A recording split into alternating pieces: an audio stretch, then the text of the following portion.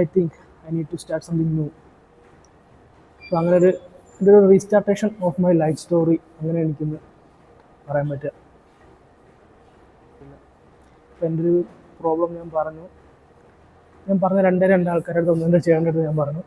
ചേട്ടൻ ആദ്യം എന്നെ കുറേ ഉപദേശിച്ചു, ആസ് യൂഷ്വൽ ഉപദേശിച്ചപ്പോൾ എനിക്ക് ദേഷ്യം തോന്നി. എൻ്റെ പ്രായത്തിൻ്റെ ആയിരിക്കാം, പല കാര്യങ്ങൾ കൊണ്ടായിരിക്കാം എനിക്ക് നല്ല ദേഷ്യവും തോന്നിയത്. But then after some time he hug me. It was really important for me. ആ ഒരു ഹഗ്ഗിങ്ങിൽ തന്നെ എല്ലാം ഉണ്ട്. ഒരു സ്നേഹം, എന്തിനാണ് എന്നെ ഉപദേശിച്ചത്. അവിടെ എനിക്ക് മനസ്സിലായി എൻ്റെ തെറ്റുകൾ എന്താ, ഞാൻ എന്തൊക്കെ ചെയ്തുകൂടാ, എന്തൊക്കെ ചെയ്യണം, എന്തുകൊണ്ടാണ് അവരങ്ങനെ പറയുന്നത്, അവരുടെ ലൈഫിൽ എക്സ്പീരിയൻസ് കൊണ്ടാണ് അവരിങ്ങനത്തെ കാര്യങ്ങൾ ചെയ്യരുത് എന്ന് പറയുന്നത്.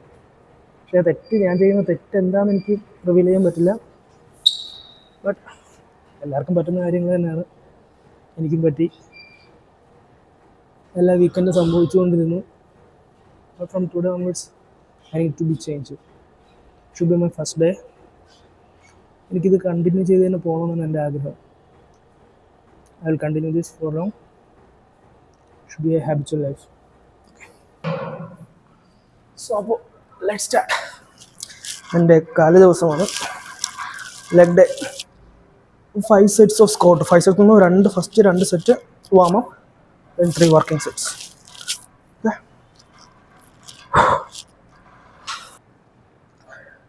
Actually, I have a gang.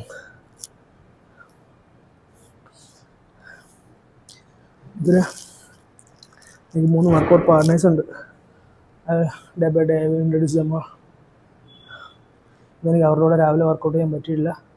അതുകൊണ്ട് ഞാൻ ഇപ്പോൾ വർക്കൗട്ട് ചെയ്യുന്നത്. ബ്രീത്തിങ് നല്ല ഡിഫിക്കൽട്ടി ആവുന്നുണ്ട്. Let's go for second round.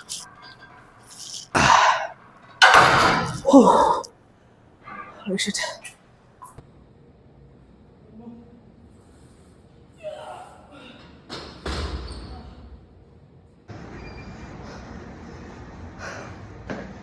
അമ്മേ പറ്റുന്നില്ല.